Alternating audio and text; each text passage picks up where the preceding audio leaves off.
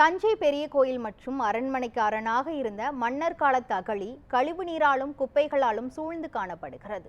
இது குறித்து ஒரு செய்தி தொகுப்பை தற்போது பார்க்கலாம். தஞ்சை மாநகரம் என்பது ஒரு வரலாற்று சிறப்புமிக்க நகரம். அதாவது சுற்றுலா தலங்கள் அதிகமாக உள்ளதுமான ஒரு முக்கியமான நகரமாக கருதப்படுகிறது.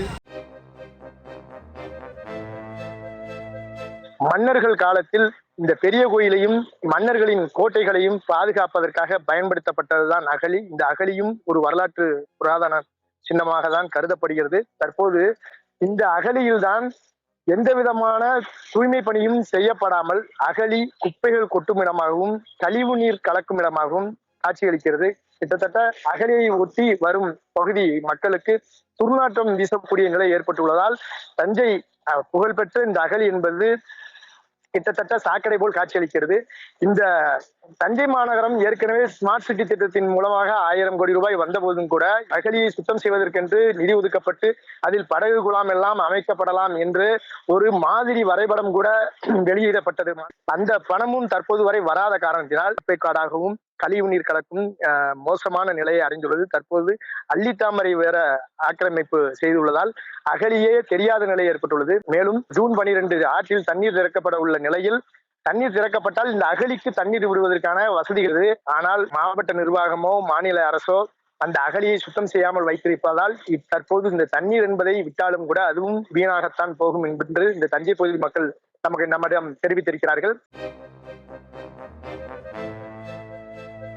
தஞ்சாவூரோட அந்த முக்கிய வீதிகளை சுற்றி அகழிகள் இருந்தது. அந்த அகழிகள் பல பக்கத்தில் குப்பைகளை போட்டு அகழிகளை மூடியிருக்காங்க.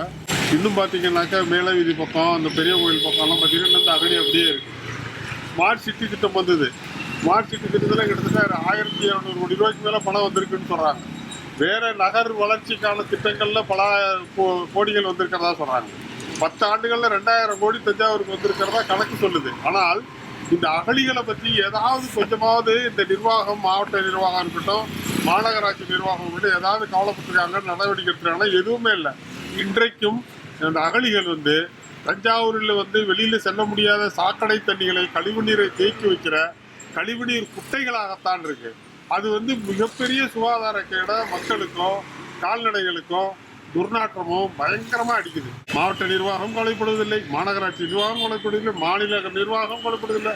எம்பி, எம்எல்ஏ எல்லாம் தேர்தல் வந்தால் வாக்கு கேட்கறதோடு இருக்காங்களே தவிர இந்த நகரின் வளர்ச்சிக்காக முக்கியமா இந்த நகரினுடைய வளர்ச்சி இதுதான் ஒரிஜினலான டவுன். தஞ்சாவூர் பெரிய கோயிலுக்கு அகழிகள், அந்த இருக்கிற கீழே வீதி, மேலே வீதி, ராஜ வீதிகள், இதுதான் ஒரிஜினல் டவுன்.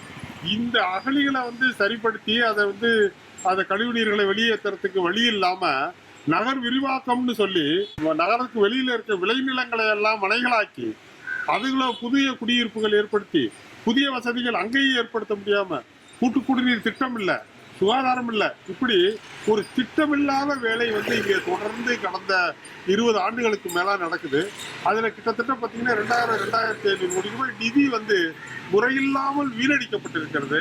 அதனால் மக்களுக்கு எந்த பலனும் இல்லை. இப்போ நான் நிற்கிற இடத்துல இருந்து 1 கிலோமீட்டர் தூரத்தில் கம்பல்சரி யார்டு இருக்கு. இந்த மழை பெஞ்சு காத்தடிக்க ஆரம்பிச்சுன்னா இங்கே குடியிருக்க முடியாது, கதவை திறக்க முடியாது, அவ்வளவு கெட்ட நாத்தம் அடிக்கும்.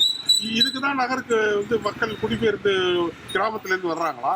இதை பற்றியெல்லாம் அரசுகள், ஆளுகிற நிர்வாகம், அது மாநகராட்சி நிர்வாகமாக இருந்தாலும் சரி, மாவட்ட நிர்வாகமாக இருந்தாலும் சரி, மாநிலம் கவலைப்படணும். மக்களுக்கு இனிமேலாவது குறை சொல்ல ஆரம்பிச்சதுக்கு அப்புறமாவது கவனத்தில் எடுத்து செய்யணும். இதை மீண்டும் மீண்டும் கிடப்பில் போடுவது, வருகிற நிதிகளை எல்லாம் வேறு வகையில் செலவு பண்ணி முறைகேடாக ஆதாயம் அடைவது என்பது நீண்ட நாளைக்கு இப்படியே போறது நல்லது இல்லை. மக்கள் அப்புறம் எழுந்து வீதியில் இறங்கி போராடுகிற காலத்துக்கு மக்களை நிர்வாகமே தள்ளக்கூடிய சூழ்நிலை ஏற்பட்டு இருக்கு. அரசு கவனத்தில் இருக்கிறது நல்லது.